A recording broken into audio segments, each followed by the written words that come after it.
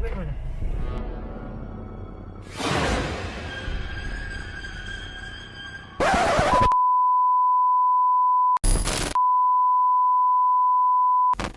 Guys, jangan lupa subscribe. Kalau kalian lupa subscribe, Pipi kirim ke celana buat kalian hadir. Bye.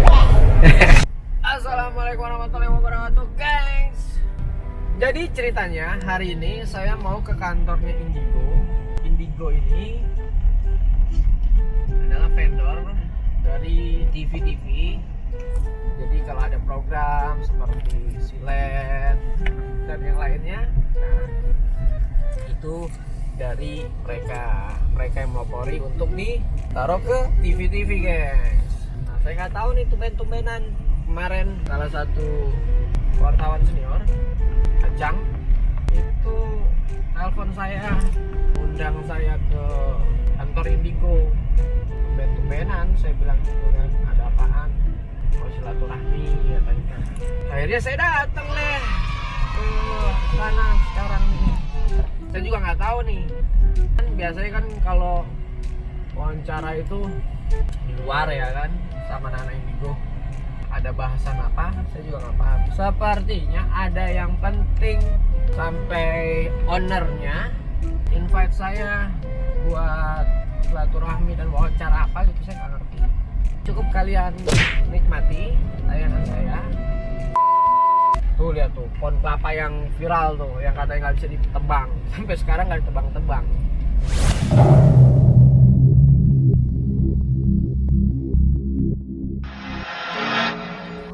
Guys, ini tuh dekat dari rumah saya, guys, tuh pohonnya tuh, guys.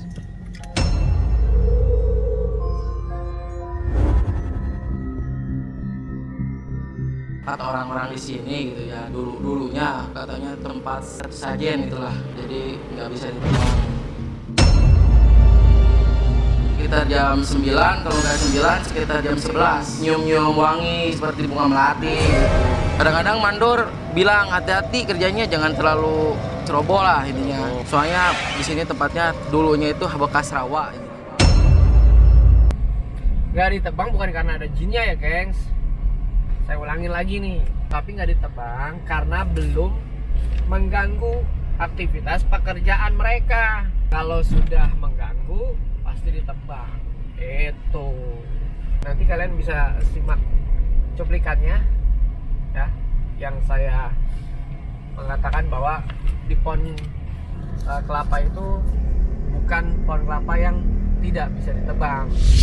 Saat ini saya berada di sebuah lokasi, bisa dibilang ini connecting, penghubung antara kota Depok dengan kota Jakarta Selatan kalau ke arah sana. Tapi ini masih dalam pembangunan, proses pembangunan.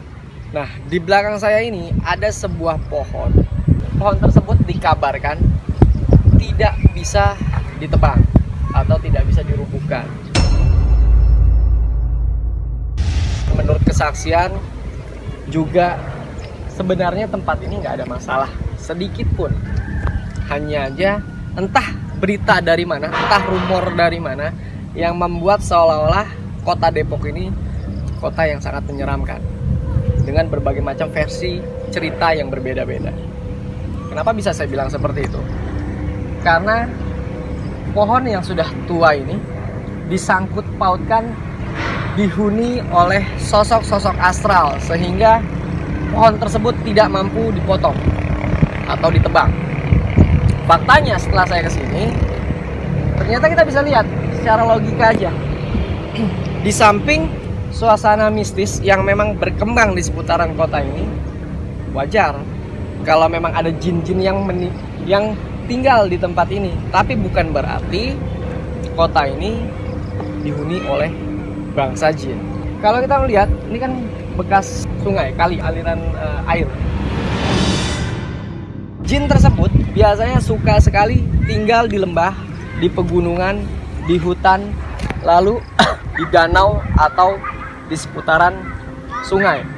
Karena mereka senang sekali menetap di tempat-tempat tersebut untuk beranak pinak. dan tinggal di situ. Adapun sebuah pohon yang bercerita dan menceritakan bahwa pohon ini bisa dibilang mungkin kepercayaan bahwa pohon ini keramat. Faktanya ini bukan pohon keramat, ini hanya pohon tua, pohon kelapa tua yang memang ada di sini. Kenapa saya bilang seperti itu? Karena rumah saya nggak jauh dari sini, sekitar 200 meter dari lokasi ini rumah saya. Artinya kalau memang tempat ini mengandung suasana mistis yang besar, saya nggak akan pernah tinggal diam, karena saya tinggal di kawasan ini. Dan tempat ini saya nyatakan ini aman, tidak ada unsur dari hal-hal yang berbau metafisik. Kelihatan rapi ya saya. Jarang-jarang kan lihat saya rapi guys. Saya tuh sebenarnya fashionable, tapi saya nggak terlalu suka dengan yang formal itu, nggak suka guys, karena kayak orang penting gitu. Saya bukan orang penting guys, saya jiwa muda. Apa udah tua, dadang ketawa kurang ajar guys. Umur saya biasa liputan di berbagai macam infotainment. Nah, baru ini nih saya datang ke kantornya. Mungkin tuh kantor Indigo banyak hantunya kali guys.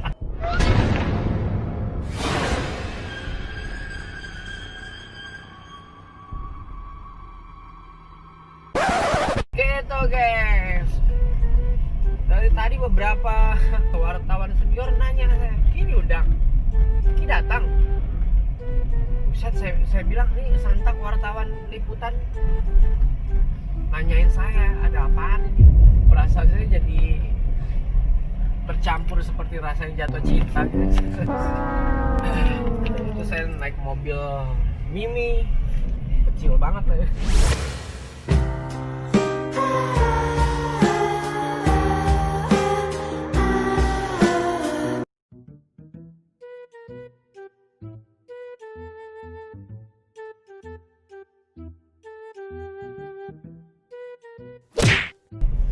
Enak banget tuh, tempat duduk cuma ada 2, sempit banget belakangnya. Udah cuma sepotong doang nih. Ini mobil kutukan kayaknya. Kecil banget. Bawa ngebutnya enak sih, cuman terlalu mini. Ini saya lagi kena batu ginjal nih guys. Ampun deh. Kemarin udah di SWL tuh hari Senin. Nah batunya nggak keluar sampai sekarang guys. Kemarin udah di laser ya. Tahu nggak rasanya kalian di laser coba deh? Kayak kalian dijepret pakai karet tapi ratusan ribu kali. Rasanya gimana kalian bayangin? Makanya jaga kesehatan, rajin minum air putih. Yang terpenting tuh rajin minum air putih. Jangan ditahan-tahan kalau misalkan mau pipis. Nah saya bandel geng, saya tuh suka nahanan pipis karena setiap hari tuh kan ketemu orang, jadi suka ya itu nahan pipis, terus jarang minum air putih. Ngomong-ngomong jarang minum air putih. Waduh, etol gue mana?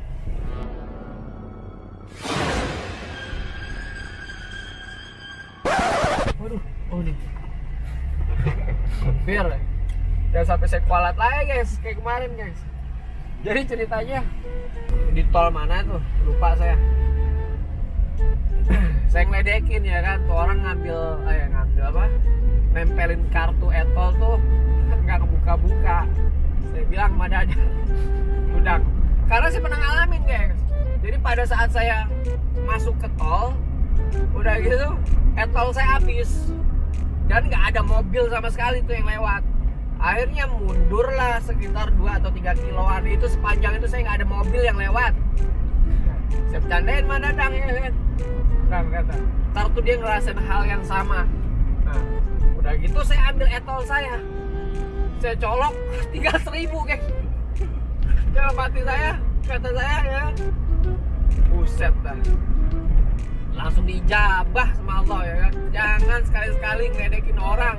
Panik saya ya kan, etolnya tinggal 1.000, padahal seingat saya masih ada sekitar 200 ribuan tuh. Akhirnya tak cari-cari, ternyata yang saya tempelin tuh etol yang udah habis guys. Nah, pelajaran yang saya petik dari situ, Jangan sekali-sekali menertawakan di atas penderitaan orang lain, karena bisa jadi Allah langsung menjawab dengan kontan atau membalas ejekan kita dengan kontan. Gitu guys. Ngakak saya. Kan nggak lucu ya kan? Mundur berdua-duaan. Gitu. Makanya jangan suka membuli orang, jangan suka ngeremehin orang. Jangan tanemin tuh jiwa-jiwa setan, sifat-sifat setan di dalam diri kita guys. Mungkin sekarang mereka yang suka menzalimi orang lain ya kan, merasa hebat, merasa tertawa. Dan ingat, Islam nggak pernah ada yang namanya hukum karma. Tapi Islam mengajarkan kafarat. Bisa jadi kita tidak membalas perlakuan orang lain terhadap diri kita dizalimi orang lain, kita diam ya kan, kita difitnah, dihibah, dihina, bahkan kita diam.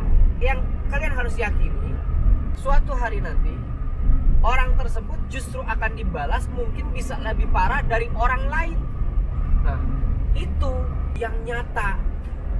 Seperti tadi saya ceritakan masalah Eto, langsung dibayar kontan tuh, buat panik attack karena menertawakan orang lain.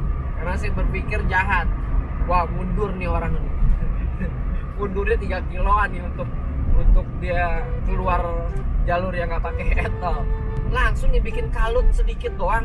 Jadi kalau kita dihina orang, kalau kita difitnah orang, kalau kita digibah orang, dinyinyirin oleh orang lain, gak usah kita balas. Cukup tutup kuping, cukup tutup mata, cukup tutup hati.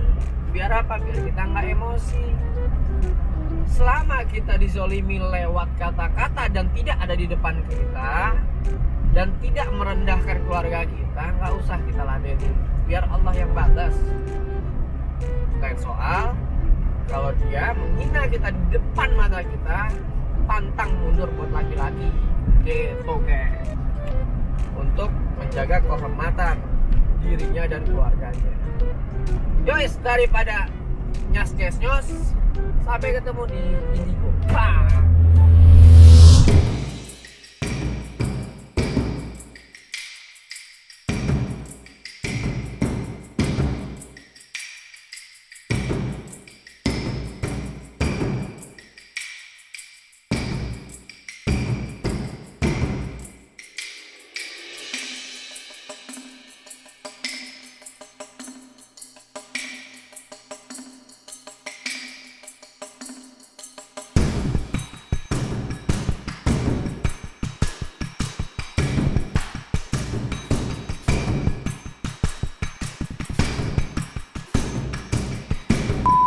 Justru saya dulu penakut. Karena penakut saya masuk pesantren. Selain saya mau belajar ngaji, saya mau mengendalikan bagaimana caranya saya bisa melawan rasa takut itu.